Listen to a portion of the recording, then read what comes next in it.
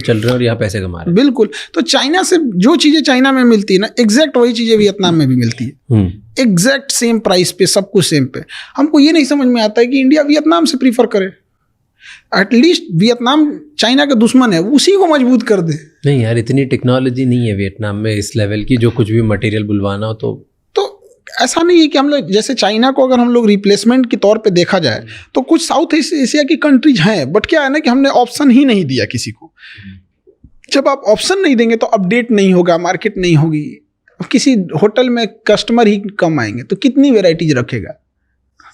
तो कस्टमर पहले, अब वो तो चिकन और एग वाली मुर्गी पहले आया कि अंडा पहले आया, तो थोड़ा हम लोग को उधर जाना चाहिए उस एरिया में। बट चाइना का कुछ जरूरत से ज्यादा डिपेंडेंसी है। बट चाइना का और अमेरिका का अभी क्या 36 का आंकड़ा चल रहा है, देखा? हाँ, दोनों अपने अपने, वो एक सुपर पावर बना हुआ है, इसका कहना है हम बनेंगे, तो टसल है भयंकर। और अभी अमेरिका ने जितना टैरिफ लगाया चाइना ने उतना ही वापस लगा दिया, वो देखा? वो चाइना का ये चीज बहुत अच्छा लगता है। वहां पे आप उसको कुछ भी कीजिएगा वो दबाव देगा। वो देश, उसके यहाँ पॉलिटिक्स नहीं है, उसके यहाँ देश है। वो तुरंत लगा देगा। हम लोग नहीं लगा सकते, मजबूरी भी है, हम लोग किसी को ब्लेम नहीं कर सकते। किसके दम पे कूदिएगा? ना इंडस्ट्रियलाइजेशन है, ना इकोनॉमी है उस हिसाब से। क्योंकि अमेरिका को, केवल अमेरिका पावरफुल नहीं ना, हर जगह पावर रखता है। वर्ल्ड बैंक से फंडिंग रोक देगा, हमारे लोन रोक देगा, IMF हो गए या वर्ल्ड बैंक हो गए, यूरोपीय यूनियन से दबाव बनवा देगा।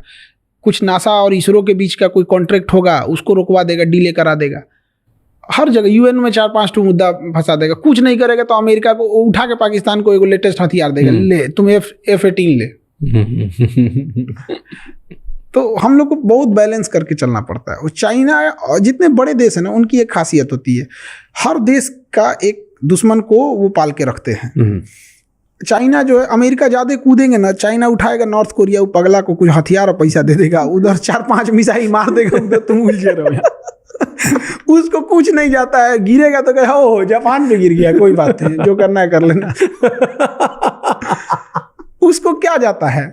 उसको अपने क्लोज इकोनॉमी, उसके यहाँ कोरोना के मरीज मिले थे सब, सुबह में 8, शाम में सबको मार दिया।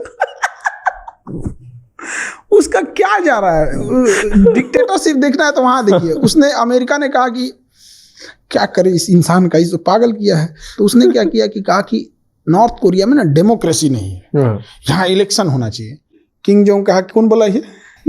बाइडेन बोला है। उसने कहा कि अगले महीने इलेक्शन कराओ। 100% वोट पड़ा उसको, किंग जोंग को 100%। जो वोट नहीं देता ना, एब्सेंट भी होता, उसको मार देता ये। 100% वोट पड़ा। अब अमेरिका कह रहा है कि ये इलेक्शन अच्छा नहीं हुआ है। कह रहा तू अपने यहाँ का इलेक्शन देख, तुम्हारे यहाँ के इलेक्शन कमीशन से कराएंगे अपना इलेक्शन। तो हर बड़े देश यही करते हैं। अब जैसे सऊदी अरब है, ज्यादा कूदेंगे, ईरान ज्यादा कूदेंगे, इजराइल को कह गया 2-4 पुरान बम है, एक्सपायरी डेट पास है, मार क्या करेंगे लोग? कुछ नहीं। तो अरब को कंट्रोल करने के लिए अमेरिका के पास इजराइल है, इंडिया को कंट्रोल करने के लिए पाकिस्तान है, चाइना को कंट्रोल करने के लिए इंडिया है, रसिया को खुद डायरेक्ट कंट्रोल करता है। तो हम लोग ज्यादा नहीं ना उड़ सकते हैं, डिपेंडेंट नहीं है। चाइना क्या कर लीजिएगा? अब चाइना को कैसे कंट्रोल करना पड़ेगा? उसको खूब से खूब करेगा, इंडिया को क्या देगा? ज्यादा हथियार देने लगेगा। चाइना का तो देना उसको, इंडिया किसी का नहीं सुनता है। फिर उसको ये भी देखना है ना कि चाइना के बाद हमें इंडिया को ही कंट्रोल करना है, क्योंकि थर्ड हम ही लोग हैं। तो अगर चाइना और अमेरिका कभी लड़ेंगे ही ना, बड़े लोग नहीं। ताइवान को लेके उनके बीच में गर्मा-गर्मी हो गई थी ना, वो तो होते रहता है। धीरे धीरे उसको ऐसा कैप्चर करेगा, बढ़िया से माहौल देखता है। जैसे 1962 में जब हमारे यहाँ वार हुआ था, रसिया हमें बचाने नहीं आया था, बचा भी नहीं पाता, क्योंकि चाइना वो उस माहौल को तलाश रहा था कि 1960 में हम लोग का पंचशील समझौता खत्म हो गया था। वो सोच रहा था कि ऐसा टाइम आए ना जहाँ वर्ल्ड उलझी हुई हो।